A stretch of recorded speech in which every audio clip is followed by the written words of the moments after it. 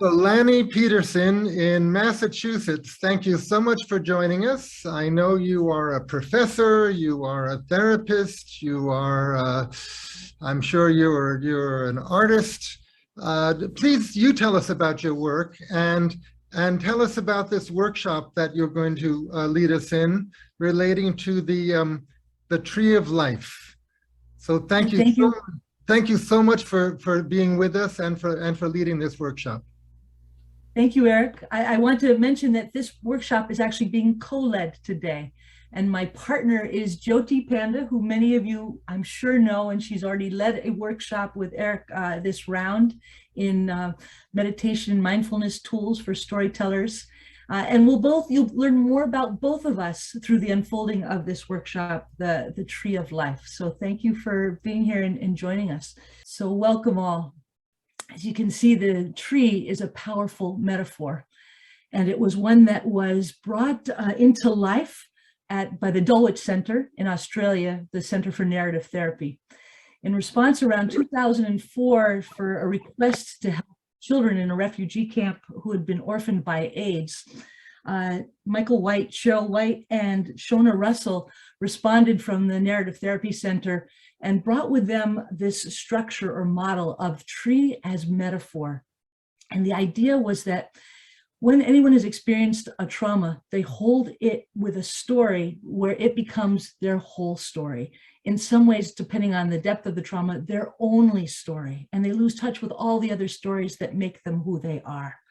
So part of the healing process is not to just explore that story of the trauma, which in fact only makes it bigger and stronger, but to focus on what are the other stories about us that will help us remember the larger me that is there.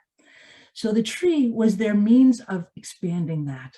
They talked about how we all have roots that bring us down. The roots are our past. They're what sink us into the people and places of our history that remind us of where we come from and what's within us.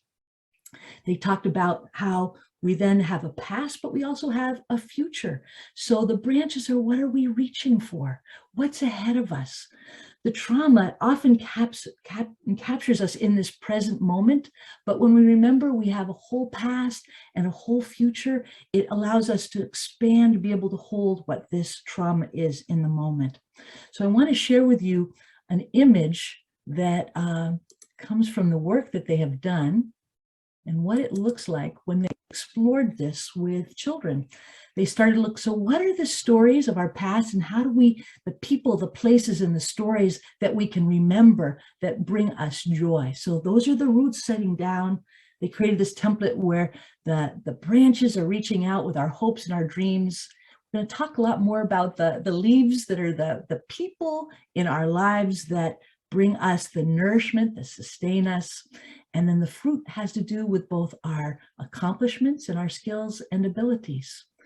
So in introducing this, what they began to understand and to see was that children who had been so closed in and grieving deeply in this trauma were able to address the trauma when they had this larger structure of the tree around them. So we'll tell you more about it in a minute, but I want to make sure you hear the voice of my partner, Jyoti, who is also a therapist, psychologist, and has done a lot of work in narrative therapy and using the Tree of Life. Jyoti? Hello, good evening from India. I'm Jyoti, a counselor, a therapist, a mindfulness and a happiness coach, and a passionate storyteller, and a person who is in awe of Lani and everything she does. And that is how, I have been kind of pestering her to keep me posted about her work and learn a lot from her. And so as Lani has spoken about Tree of Life has been successfully used all over the world with people who are in trauma or have undergone challenges in life, many challenges in life, which makes them vulnerable. And in a large group, the beauty of Tree of Life is it can be worked in a large group, vis-a-vis one-to-one counseling, and that makes it very effective, a tool for healing. So I've been trained in narrative therapy, and Tree of Life is a major part of narrative therapy. I've been doing storytelling for children of SOS Village. And once when I went to them, the director said, it's very nice that you are doing so much for children, but is there something which you can do for the caregivers? And those who are aware of the model of SOS Village, it is a community where they have houses, and each house has a mother, a caregiver, and few children are taken care by the mother. And these mothers or the caregivers are mostly widows, divorcees, or women who decide to stay unmarried. They do not take anybody as mothers who have their family, for obviously they will be more attached to the family and the commitments to the family come in the way. So that is the whole model of SOS Village. And then I connected with Serge, a person, again, a psychologist who has been working with SOS Village in Rwanda. And he had successfully applied this model with the caregivers. And then the idea came to me that this will be a beautiful tool to work with the caregivers or the mothers in SOS Village. And I was to do this project before the workshop, and I would have had very rich data, but unfortunately it got postponed, and I'm doing it from 27th to 3rd of March. It's a 5-day workshop and a very intensive one. I'm looking forward to it. So I would like to tell you a bit in detail how I plan to go about it. I plan to incorporate mindfulness with Tree of Life, as I'm a mindfulness practitioner, and I have seen how beautifully it can be incorporated in any work you are doing. So each day it will be a mindfulness activity, which will definitely help them in any ways, the mothers, followed by the activity I have decided for the Tree of Life. Day 1, the Tree of Life emphasizes that a community song is to be made in day 1. So as all feel that there is something which is exclusive to this whole group, and that is what I plan to do. I would just throw a picture of a tree and ask them what are the words that come to them when they see a tree. It could be nourishment or beauty or nature. And then all these, with the help of the participants, will be woven into a song, which would be the community song throughout the 5 days, and it will stay with them as a reminder of their strength. Then day 1, we have plans to do a whole Tree of Life with all the 16 participants. They will be making their Tree of Life. And as Lani has explained, the roots are the places where they have come from, the people, the childhood memories, the schools, the surroundings.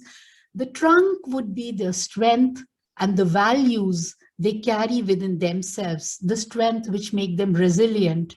The branches is their hopes and aspirations, and the leaves would be the people, important people. It could be the challengers or the encouragers in their life. So this is the basic structure of the Tree of Life. Once they have made the Tree of Life, they would be sharing about the Tree of Life to their partner. And many beautiful things come out when you start sharing your story to the other person and how the other person takes it. So that will be the second activity. There is not much of time. Otherwise, I'm not giving all the details, just a brief overview.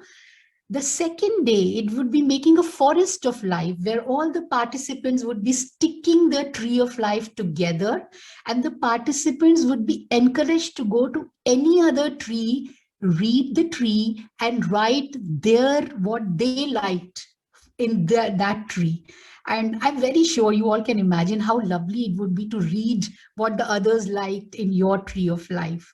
So once a safe space has been set up, and the participants have come out with the strength, with the roots, with the aspirations and hope against this background, the third day we will be talking about the storms in the forest. There are challenges with all of us.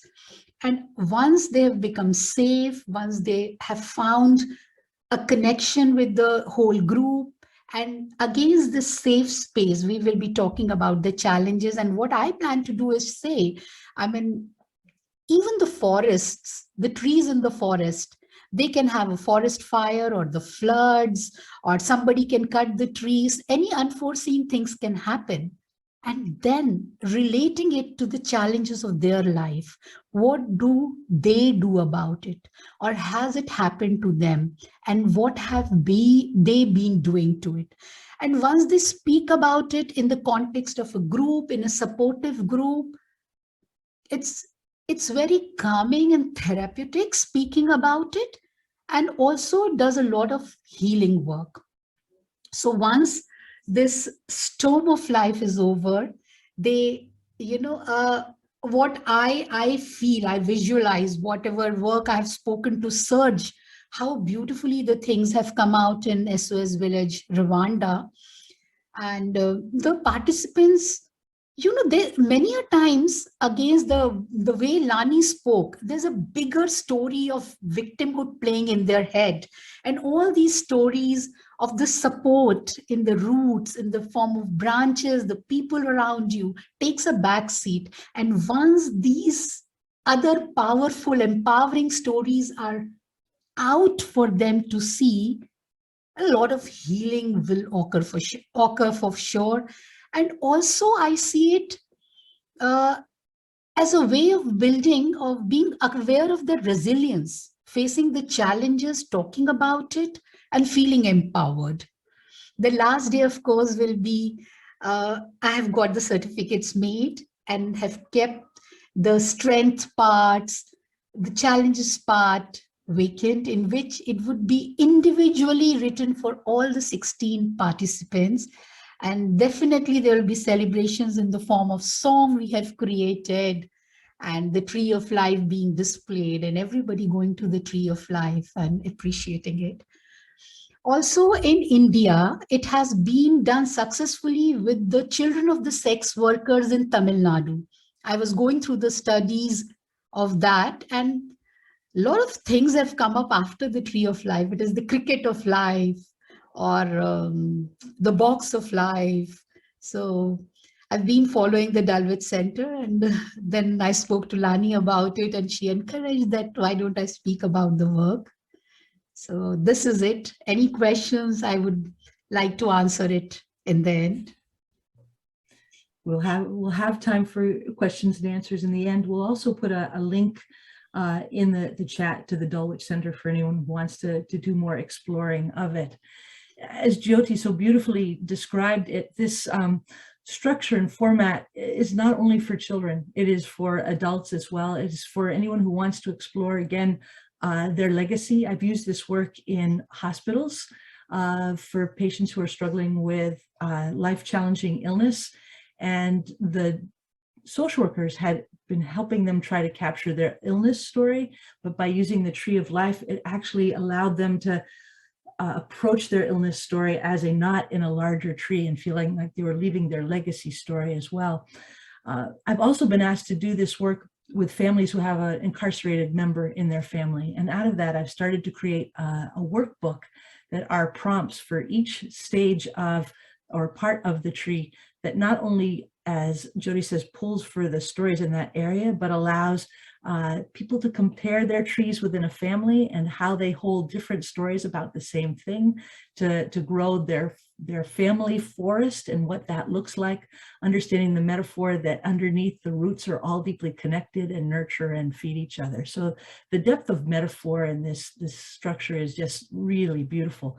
From that, I want to just share an overview so you get a visual of what we're talking about. So these are the chapters. So again, it begins with the roots, going down into the people, places, and experiences. Let me make this even a little bigger for you.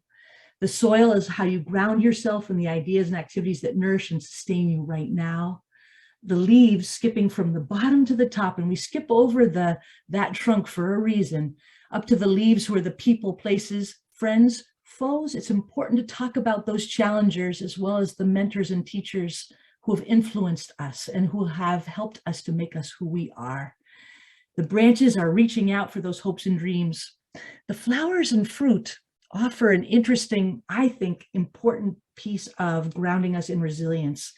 The flowers being our gifts, abilities, potential, and the fruit, our accomplishments, things that we've already done to ground us in that we have the skills within us, the strengths in order to accomplish those dreams and visions.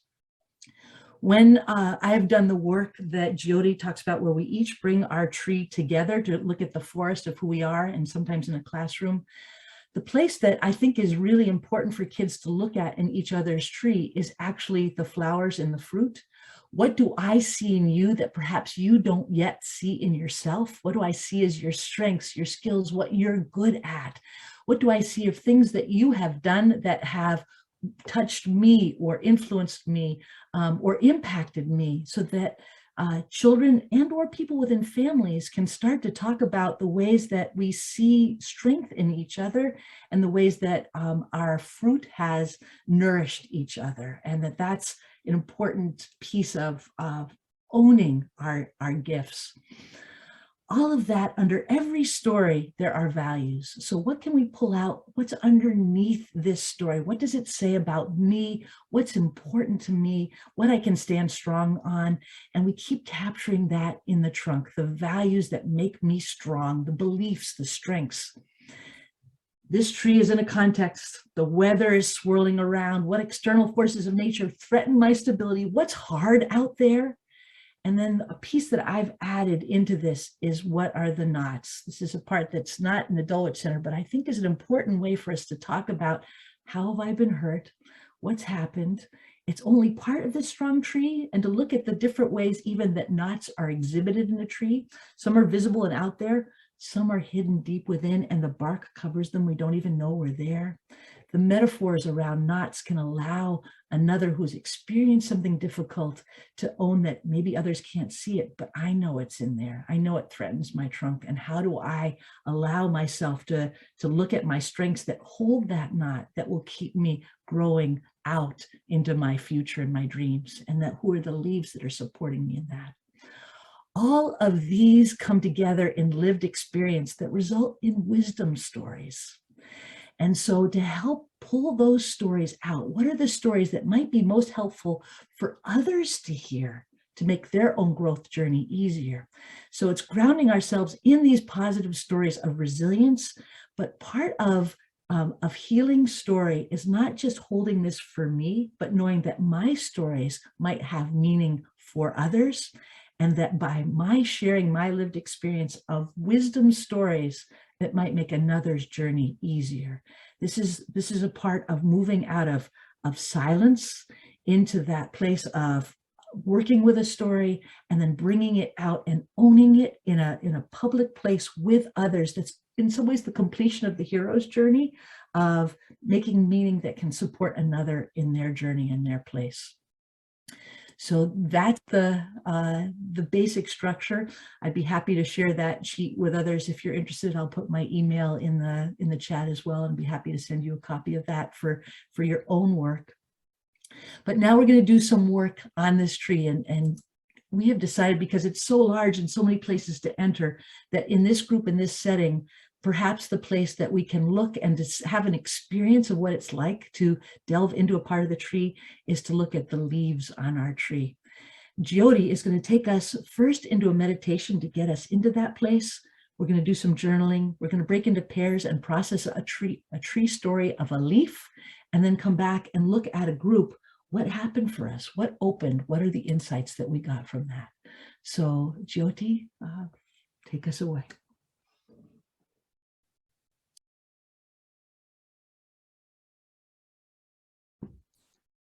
I want all of you to just relax.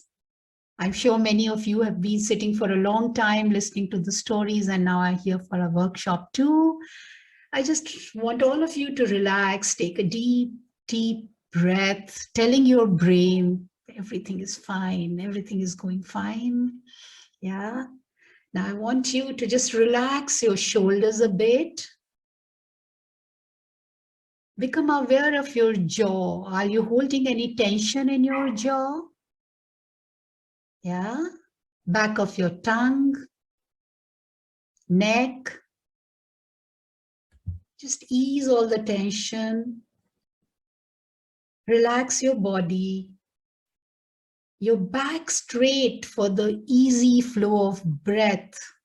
That is what the purpose of straight back is, helping the breath to flow easily. You may close your eyes. If you feel uncomfortable, keep a soft gaze looking at any object in front of you. Become aware of the body, the natural flow of the breath, moving inside, in your neck, chest, and soft rising and fall of the belly, without trying to change anything. Just bring your awareness into the body,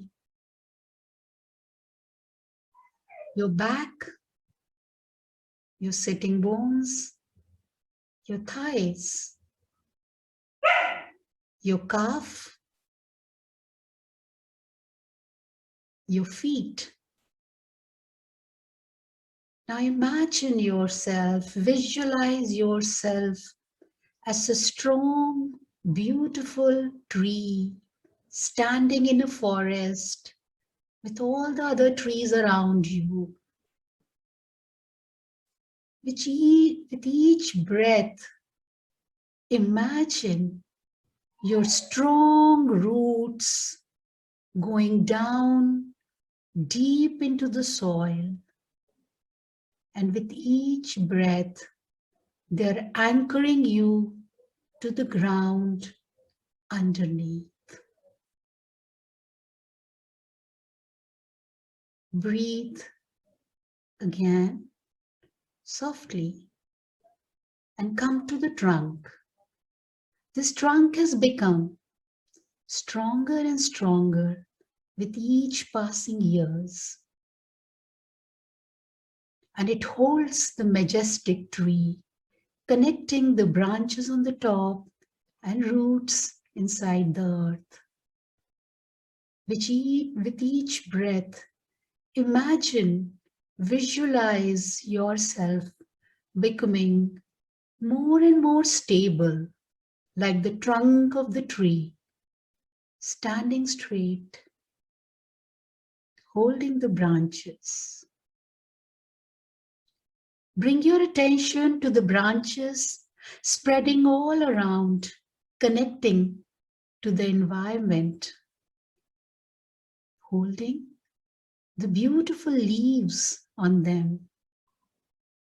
These branches are spreading out in all directions and have soft green leaves on them. The stems of the leaves are connected to the branches. There's a bright sunshine all around. And in this sunshine, the leaves are making food to nourish the whole tree. And as the nourishment reaches the tree, the branches, the trunk, the roots, the tree is rejuvenated, revitalized, anchored, and stable. A cool wind is blowing, and it just rustles the leaf. And as the wind passes, they're stable again. Many of the leaves of the wind, when the time comes, fall down into the earth, become a part of the soil, and nurture the tree again. The leaves providing nourishment, whether on the branches or even if they have fallen onto the earth. One last time, visualize yourself as a strong tree, standing straight, connecting with the other tree, connecting with all around you. And as and when you feel, come back to your body again. Become aware of your body, your breath, and with a smile, gently open your eyes with gratitude and love.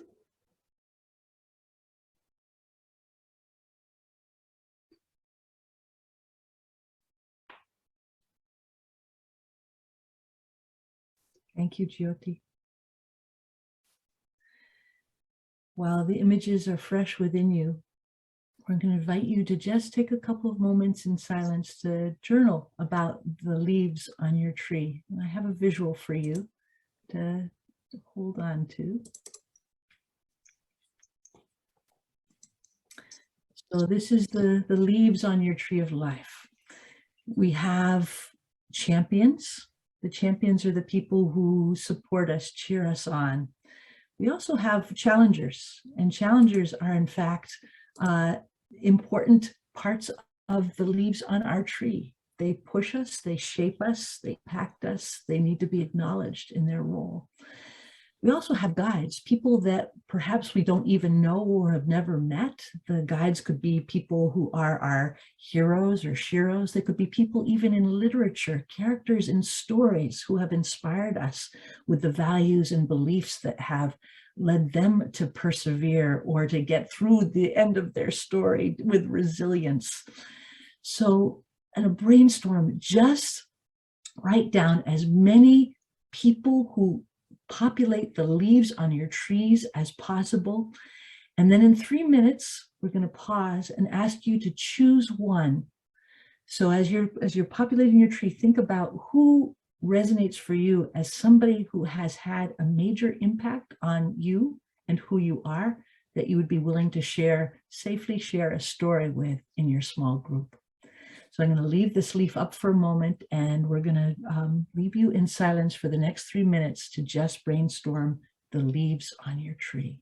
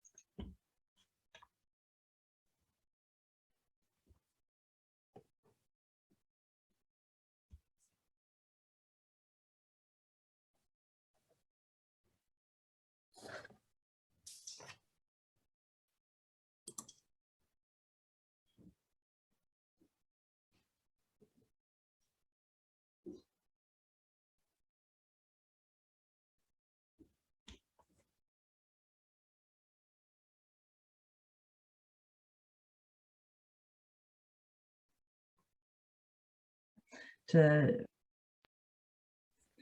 the leaves on your tree of life, again, the people who are on your tree, whether still alive or not, the champions who've supported you, the challengers who have pushed you, the guides who have given direction, whether you met them personally or not, whether they're heroes, sheroes from the past, or people who you've read about, whose stories you know, fictional characters, all are leaves on your tree that nourish you. The fallen leaves are those who've been in your life and are no longer, but even those fallen leaves nurture our soil, feed our tree, continue to stay with us.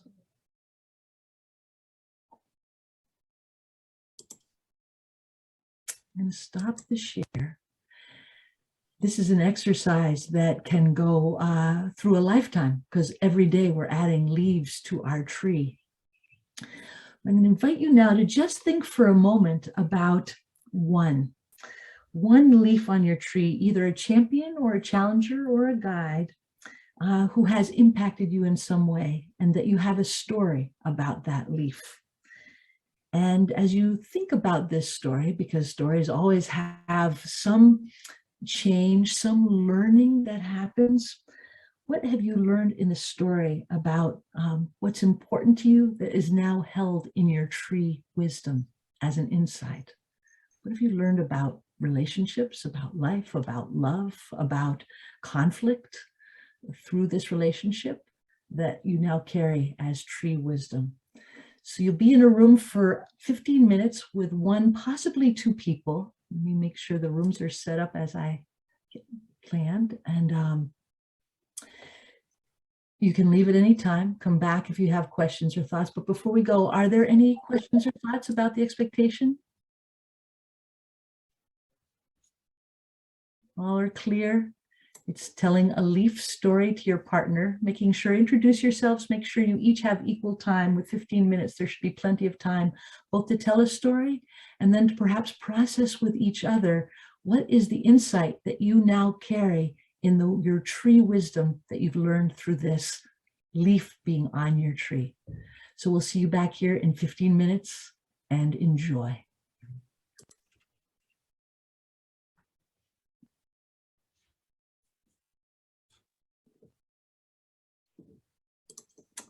And let me just, more people have joined, so here we go. Create. Oops.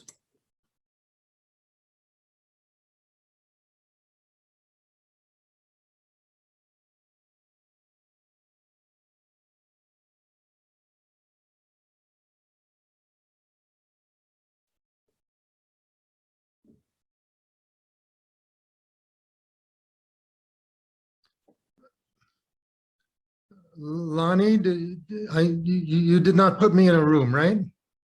You know what? I didn't. Good. That's good. Well, Jyoti, no, I'm going to move some people to other rooms. Jyoti, I apologize to you that I didn't introduce you at the beginning. No problems, Eric. I'm very sorry. You are doing so much. I'm sure there must be a lot on your head.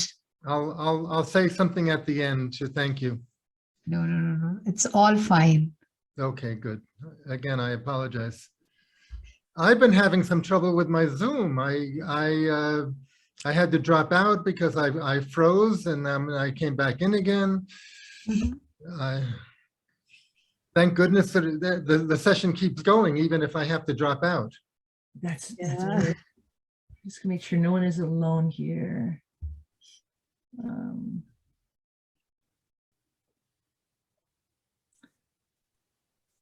All right. Songbird, Sanctuary, lovely. Would you like to be added to a breakout room? We're talking about important people in our lives and the impact they've had on us. And I can put you in a room with two others where you can be a listener to the interaction. Would that be something you'd like to do? Good morning. I was trying to listen to a story being told, maybe late, by Regina Ress. She's not telling today. She's not today. Not today. Isn't today Friday? Today is Friday. Um, Oh, I'm sorry. She is telling in about in about 1 or 2 hours from now. I just want to check in with Jeff. Would you like to be assigned to a room, Jeff?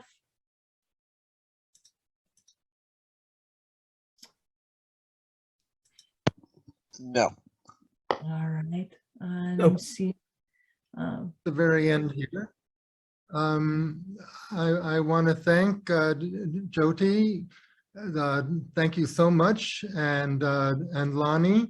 So it's been a wonderful workshop, and it's really reminded me of the nature of the tree metaphor.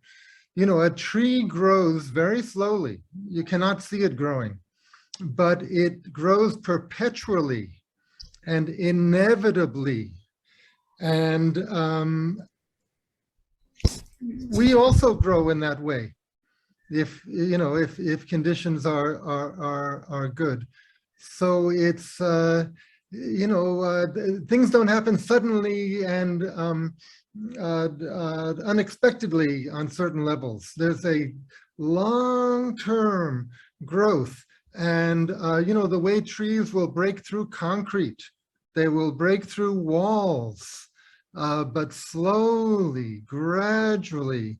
So I feel this tree metaphor is a very empowering one for giving confidence that one will grow, one will develop, but one must not be impatient. Does anyone else want to say any final words about this workshop before we finish?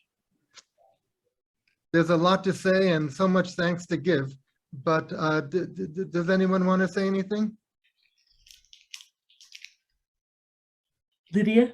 Eric, your words were so wonderful about the tree and how beautifully you've captured the essence. They keep growing slowly, breaking everything. I don't think so there's anyone can say anything after that. I just wanted to thank you for the beautiful ending, the way Well, you... Lydia, I don't want to miss Lydia. Your hand has been up. I just Because- want to send you a lot of thanks and a lot of love.